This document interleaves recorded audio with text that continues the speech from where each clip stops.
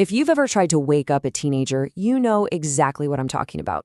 It feels like this daily, unwinnable battle. But what if that struggle isn't about them being lazy? What if it's actually about their biology?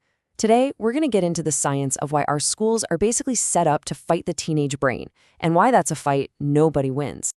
Just let that sink in for a minute. When was the last time you had to get up at 4 in the morning? Were you ready to learn? Were you in a good mood? Probably not. And yet this is exactly what we ask millions of teens to do every single school day. You see, that frustrating battle in your home, it's not just you. It's happening in houses all across the country. And it's not a failure of parenting, and it's not some kind of character flaw in your kid. It's a system-wide problem, a mismatch between policy and biology. And when you look at it that way, you realize this is a major public health issue. And the scale of this problem is, well, it's enormous. We're not just talking about a few tired kids. We're looking at a genuine epidemic of sleep deprivation among teenagers.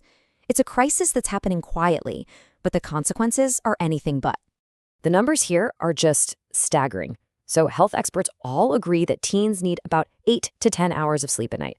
But look at this. Only 1 in 10 actually gets that.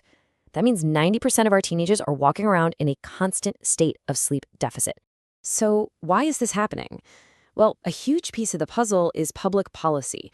Major health organizations, we're talking in the American Academy of Pediatrics, the CDC, they have all recommended that middle and high schools should not start before 8:30 in the morning. And yet the vast majority of them do. They force teens onto a schedule that their bodies just aren't designed for. And that really gets to the core of it all. This isn't about willpower or discipline. It's about biology.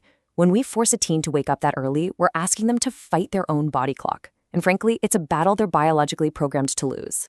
There's a scientific term for this. It's called the adolescent circadian shift. But all that really means is that during puberty, a teenager's internal clock just shifts later. It's a natural biological process that changes when their brains and bodies want to go to sleep and when they want to wake up. It isn't a choice. And here's what's happening inside the brain.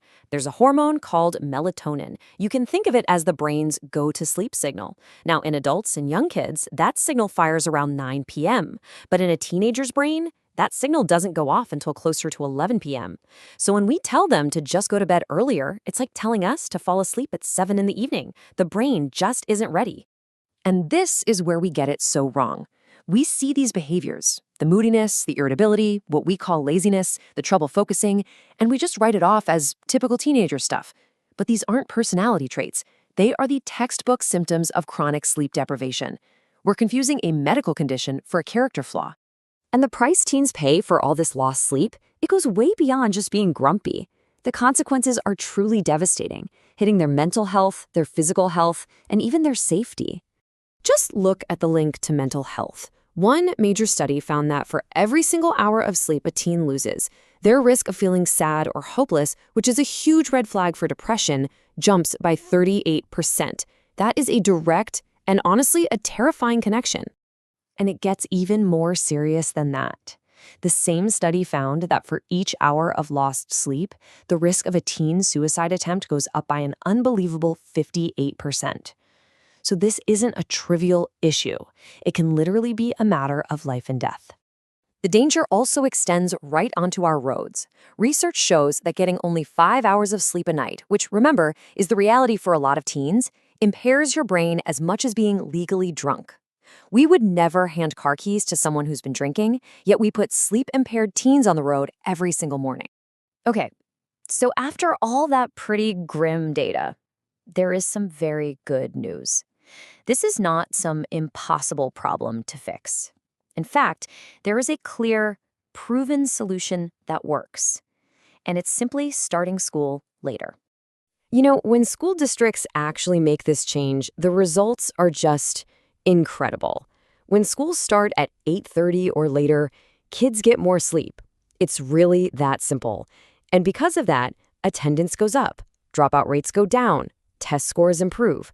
And it's not just academics. Their mental and physical health gets better. Their families are happier. Their whole communities are safer. And check this out, maybe the most dramatic benefit of all.